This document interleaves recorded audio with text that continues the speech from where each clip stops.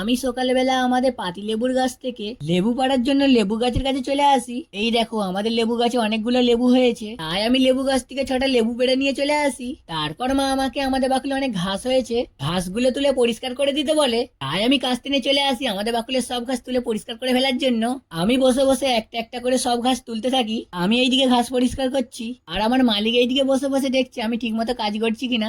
বাকুলের সব ঘাস পরিষ্কার করা হয়ে গেলে আমি ঘাসগুলো একটা বালতিতে তুলে নিয়ে পুকুরের এক ধারে সব ঘাস ফেলে দিয়ে আসি। এই দেখো ঘাস পরিষ্কার করার পর বাকুলটা কত সুন্দর দেখতে লাগছে। আজকে যে গরম পড়েছে আমি ঘাস পরিষ্কার করতে গিয়ে পুরো ক্লান্ত হয়ে পড়েছি। তারপর মা আমাকে এক গ্লাস লেবুর শরবত করে এনে দেয়, আর এই লেবুর শরবতটা সকালে যে লেবুগুলো তুলেছিলাম সেই লেবু দিয়েই তৈরি। তারপর আমি আমার বাবার পথের সাথীকে বাইরে বার করে নিই পরিষ্কার করার জন্য, অনেকদিন পরিষ্কার করা হয়নি তাই। প্রথমে আমি পথের সাথীকে জল দিয়ে ধুয়ে নিই, তারপর শ্যাম্পু গলা জল দিয়ে ভালোভাবে মুছে নিচ্ছিলাম। পরিষ্কার করা হয়ে গেলে আবার ভালো করে জল দিয়ে ধুয়ে নিই। তারপর আমার সব কাজ হয়ে গেলে আমি স্নান করে রেডি হয়ে যাই।